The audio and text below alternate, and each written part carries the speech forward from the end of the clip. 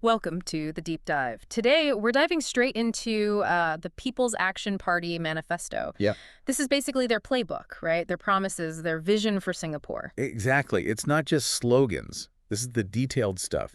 Gives you a real peek at their proposed blueprint. And it's not written in a vacuum, is it? No, definitely not. It pulls heavily from public talks, Yeah. especially that whole Forward Singapore Or- exercise. So Sorry. you're seeing reflections of actual hopes, worries, aspirations that people shared. Okay. So our mission today, Simple, really. Pull out the key promises, the core commitments, give you a clear, concise rundown of the PPP's current platform, where they stand. got it.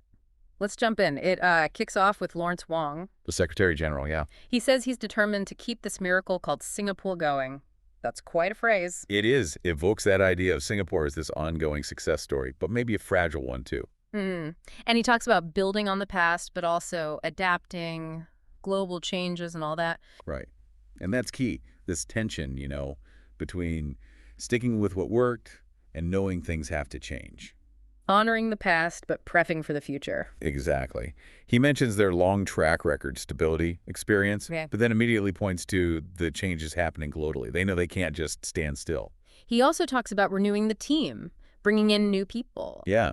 Committed, capable individuals, fresh perspectives. That's part of adapting, too, I suppose. And then there's a very clear ask for support. To serve you and Singapore, we need your support. I need your support. Pretty direct, Very direct. Sets up that core promise, doesn't it? which is, We will serve you, support you, stand with you. We will always put you at the center of all we do. that's broad, but clear. Citizen-centric. Absolutely. That's the principle they're laying down. And you see echoes of it throughout. And they immediately tie it back to their history, right? Over 60 years working with Singaporeans, transforming the place. It's about leveraging that legacy, that tangible progress people have seen. So it's not like here's a totally new direction. Not at all. They're positioning themselves as the experienced hands, the ones who've managed the success story so far. That phrase, enduing home and an oasis of peace and harmony, that taps into something deep, I think. Security, stability.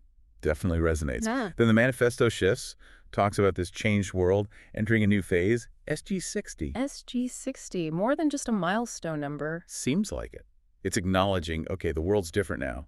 Global economy, security. It affects Singapore profoundly. So old approaches might need tweaking. That's the implication. They call SG60 an opportunity to refresh our social compact and our Singapore dream. Refreshing the social compact, that sounds significant. Like rethinking fundamental stuff. Potentially. Rethinking the shared understandings, the aspirations that hold society together. A kind of reset, maybe, but a carefully managed way. And they get specific about people's worries, cost of living, Yep. jobs, housing. They explicitly name them. Which is important. It shows they're hearing those everyday anxieties, saying, look, we know this is what's on your mind. And they promise to work with people on these challenges. Right. A collaborative tone, though, well, they're still positioning themselves as the leaders navigating it all. Okay, let's dig into the actual policy promises. They're grouped under themes. First, a dynamic economy opportunities for all. What's the gist?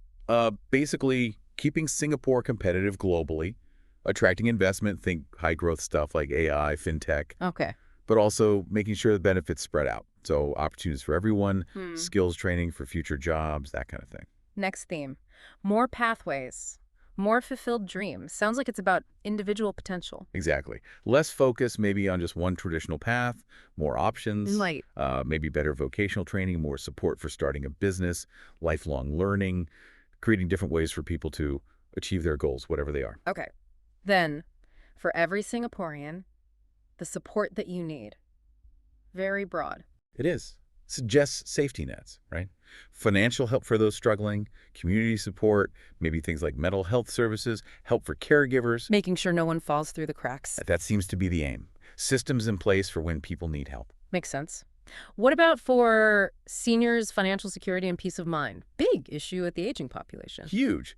So this points towards things like retirement income, maybe CPF tweaks, healthcare costs for seniors, obviously, and keeping them active, engaged. Not just financial security, but well-being, too. And healthcare more broadly. Affordable healthcare, better health. Yeah, the perennial challenge. Hmm. keeping the system high quality but also accessible, affordable, So managing costs, maybe more primary care, preventive health stuff. likely. Promoting healthier living, tackling new health issues as they pop up. Okay. Housing. More affordable public housing, more choices for Singaporeans. Always a hot topic. Always. So acknowledging the demand, promising affordability, but also choices. Different types of housing for different needs. Probably. Looking at land use, maybe new designs, refining who qualifies for what, trying to keep it within reach. Then there's a vibrant city, more sustainable living, environment, and city life. Right. Sustainability is big now. So expect more on green spaces, tackling climate change, sustainable transport, Resource efficiency, waste management, all that, making the city livable long-term. arts, culture, and sports everywhere for everyone. Sometimes seen as less essential. Maybe, but important for a rounded society, right? Fostering culture, encouraging sports, making it accessible. Builds community well-being. Exactly. Enriching life beyond just the economic. And the last theme, a more united team, a stronger Singapore. This feels like it's about cohesion. Spot on. Unity, social harmony, working together, crucial for facing challenges. So initiatives to bring communities together, build national identity. Could be fostering that sense of shared purpose. Okay, so after laying out all these policy areas, there's that direct call to action again, asking for votes. Yep.